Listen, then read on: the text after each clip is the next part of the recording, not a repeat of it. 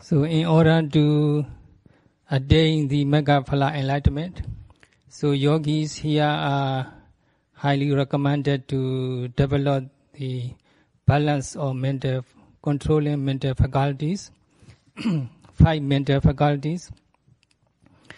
To keep that balance, we need to keep restraint in 6 senses, and then to keep balance of the mental faculty and then to restraint 6 senses. There are 9 principles for us to follow in order to sharpen our mental controlling faculties. First of all, we have to try our best to see the mental and physical phenomena not only arising but also disappearing too. And then secondly, we have to observe mind and body concurrently and carefully. And then number 3 is we have to observe constantly and continuously. Number 4 is we need to meet the 7 suitability. And number 5 is to observe unpleasant sensation in such a way we can master those pain and unpleasant sensation. And now, number 6, the samadhijasa nimitta ghana, the Buddha said. So we have to understand the meditative objects that can produce the concentration. So sometimes our practice is go smooth, sometimes not smooth. Sometimes concentration comes into existence, sometimes mind is restless, agitated. And then we need to analyze, we need to consider which way is helpful to develop concentration. We are recommended to think about our past experience. And in a place, in so and so place, and so object I observe, then concentration comes into existence. Mindfulness is continuous. So considering those facts and conditions, we should make effort to develop continuous mindfulness and concentration. And then number 2, also we need to consider which kinds of food and drink make us active and develop successfully concentration and mindfulness. And then the weather, suitability of the weather or suitable weather condition. If weather is too cold, it's no good. Too hot, also no good either. So in a suitable condition or the weather, we can practice meditation, making progress. So we need to consider in what physical position we make better progress in the practice.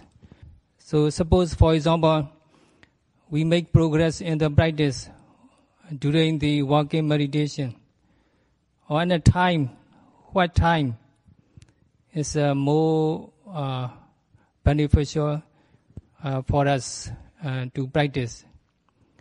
For Sayadaw, he said, for example, the early morning, 4 a.m. is very quiet and peaceful. So at that time, Sayadaw could make progress in the practice better than other time. And also, an evening or night time, very quiet time, is very good. Sayadaw find it the best time to make progress in the practice. So as a yogi, we need to learn in what physical position and what time are more conducive to our progress in the practice. And then also we need to understand the balance of the energy.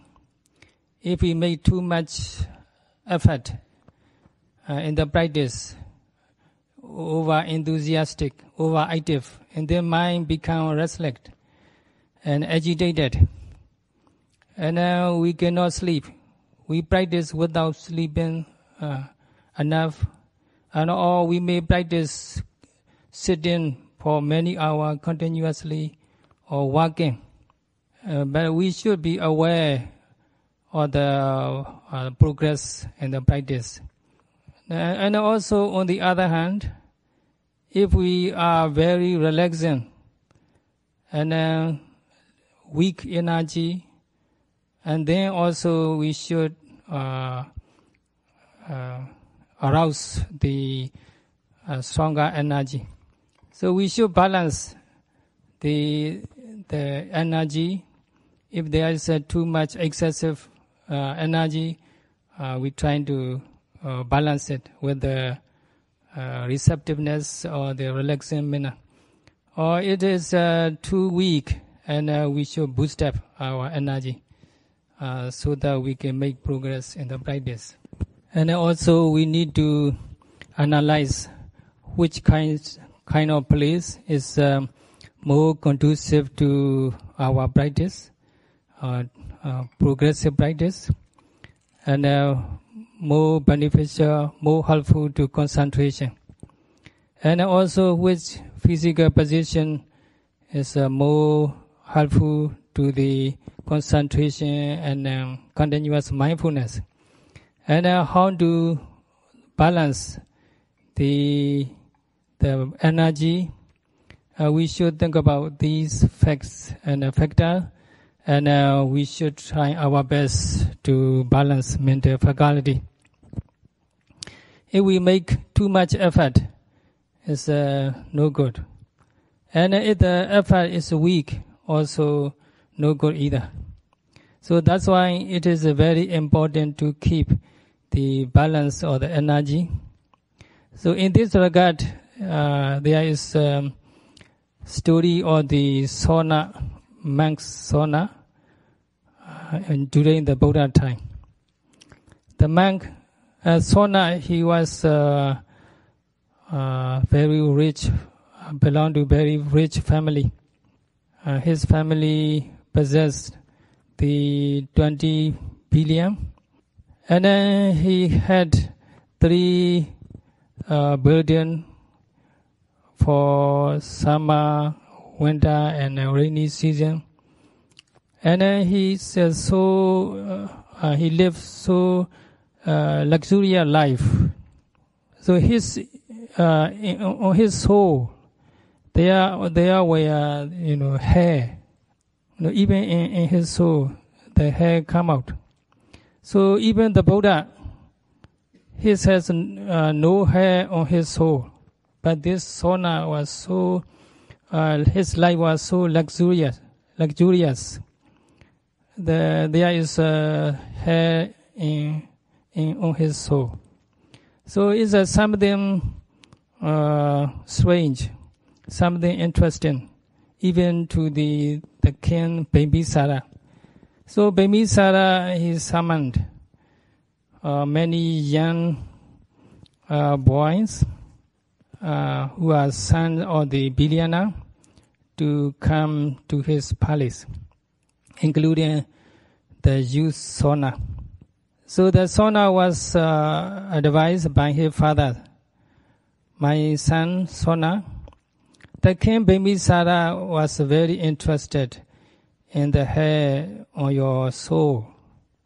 So when you sit in front of the king, you should show off your soul. You should sit with your feet face up, so that the king can see there are hair on your soul. So the king Bimbisara, he was amazed by the side of the hair on his soul, and then he gave something a gift, and then he asked all the youth to go and see the Buddha and to listen Dhamma. So all the young men, they went to the Buddha, and then the Buddha gave Dhamma talk, known as the Anubhavi-gata.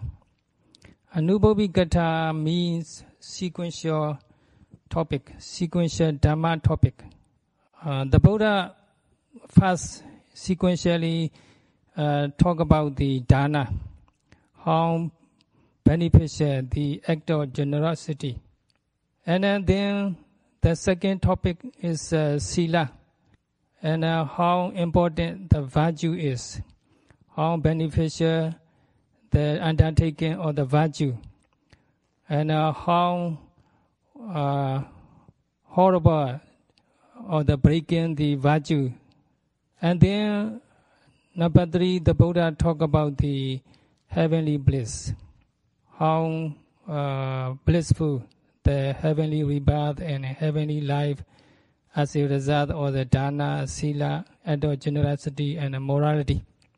And then the Buddha talk about the defects of the sensual pleasure, whether heavenly bliss or the human bliss. Any bliss actually is there is a defect. That's a Kamana Arinavagata. And then the Buddha finally talk about the benefits of the renunciation and for noble truth. That's it called the Anubhavi-gata, sequential Dhamma talk. And after this sequential Dhamma talk, this youth Sona, he thought about deeply how to accomplish the spiritual purpose as the Buddha described. As a lay person enjoying sensual pleasure at home, it's impossible to accomplish such a noble spiritual purpose. So I must leave the home. I must renounce worldly life. And decisively, he requests his parents to allow him to become a monk. Very reluctantly, the parents finally allow him to ordain. So he became a monk under the guidance of the Buddha.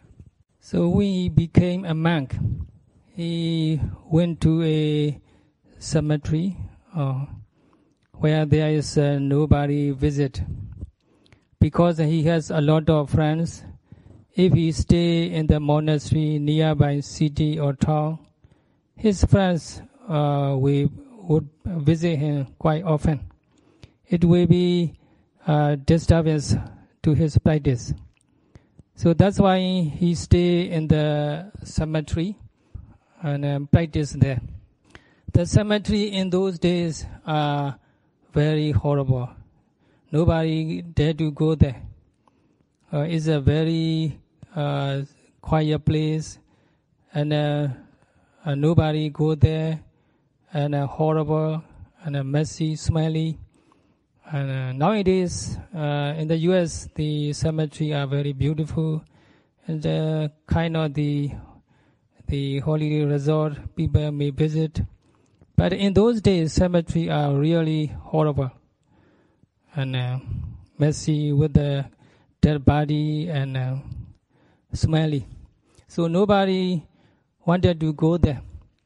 So that's why he decided to practice there. In the cemetery,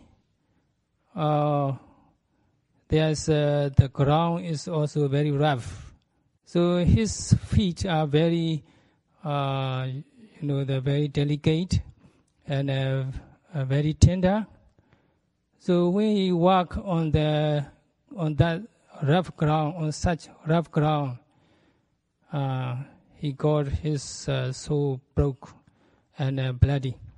In those days, in early days of the Buddha time, monks were not allowed to use any footwear, slipper or sandal, or they are not allowed to use. So monks were supposed to walk with the barefoot. So he walking with the barefoot, so got his foot broken and bloody. So everywhere smear with the blood, like the butcher house where the cows were killed. So in the same way, here and there, everywhere were blood. And then he thought about it. I make great effort. My effort won't be less than anybody else's. But I could not make any progress in the practice. What the reason? Maybe I don't have enough parami. I don't have enough mature spiritual potential. So I'm better disrobe, better enjoy the lay life. So the Buddha, they always looked the world through his psychic power, at least 6 times a day. He examined the world to find whether he need to go somewhere to teach Dhamma. So from time to time, the Buddha examined the world. And then the Buddha saw through his psychic power, supernatural power, the monk Sona practicing excessive effort. And then the Buddha went there and asked the monks around, is there anybody who killed a cow here? Because everywhere is blood. And then monks answered, no sir, it is Venerable Sona. He practiced with the excessive effort and having his feet broke and bloody. Then the Buddha went to the Venerable Sona. And then Sona has a place set for the Buddha. In those days, all the monks and the meditator, when they practice, they set a place for the Buddha, just in case the Buddha came to them. So that's the custom in those days. So the Buddha came down and they sit there. The Buddha seated there. And asked the Sona, Sona, are you depressed? Are you disappointed about the practice or frustrated? Oh yes, Venerable sir, I make great effort, but I could not make progress in the practice. So I feel depressed and disappointed and frustrated. Then the Buddha asked another question. Sona, as a lay person, you know how to play a musical instrument, harp.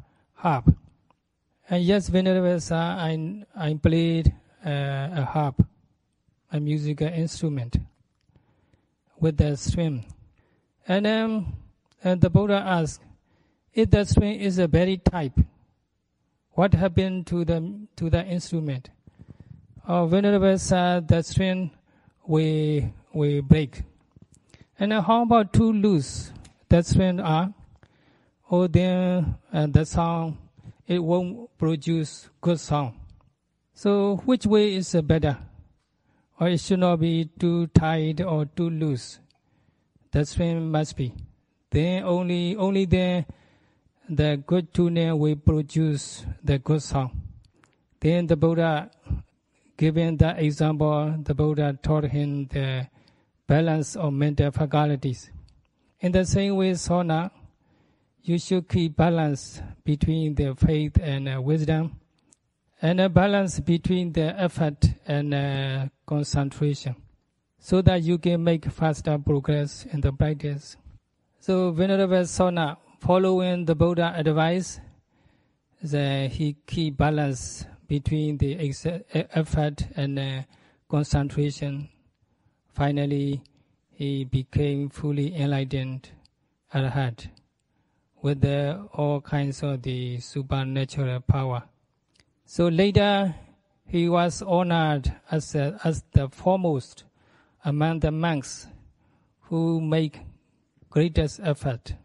So keeping balance between the viriya and effort and concentration, he accomplished his purpose. So we should keep this example of the Venerable Sona in our mind, and then we should keep the good tuning, and we should keep balance of the mental faculties. Even though we keep balance mental faculties, there can be difference between the yogis. Why there is difference between the yogis? There are reasons. If we ever practice samatha meditation, like Buddha Nusati, recollection of the Buddha's quality, or Metta, loving kindness meditation, or Anapana, meditation on breath, and so on, until we reach the highly developed concentration. So if we practice this kind of samatha meditation, we have 40 kinds of samatha meditation. If we practice this meditation in previous life, so our mind is, they're very tranquil. So that when we practice vipassana in this life, our practice will be very smooth and comfortable, peaceful, but the progress can be relatively very slow. If we practice vipassana but not samatha at all, we practice vipassana like we do here in the previous life, like noting, rising, falling, sitting, touching, walking, and all any activities we do. By observing mind and body, we develop vipassana insight. Maybe we did previous life, but we never practiced samatha in the life before. And then we can make progress in the vipassana practice. We can make faster progress in the vipassana practice. But the practice will be not very comfortable, not very smooth. It can be very hard and difficulty. So there can be difference between two types of the meditators. So if we practiced in the previous life, both samatha and vipassana to some extent, and then we can practice very smoothly and comfortably, and also make faster progress. Unless we practice either one, we don't practice either samatha or vipassana in the previous life, then we have to practice in this life very painfully, with a lot of inconveniences, and also we will make slower progress in the practice. So in brief, if we had ever practiced samatha meditation in the previous life, and this life our practice will be comfortable and smooth. And if we ever practice the vipassana in the previous life or the life before, and then we can make faster progress in the vipassana practice. So in essence, it's necessary for us to practice both samatha and vipassana too. So here in this center, meditators, according to the Visuddhimagga path of purification, are highly recommended to develop the 4 Kariya meditations, like the recollections of the Buddha's qualities, and the development or cultivation of the loving kindness, and observation of the repulsiveness of the body, and then recollection of the death.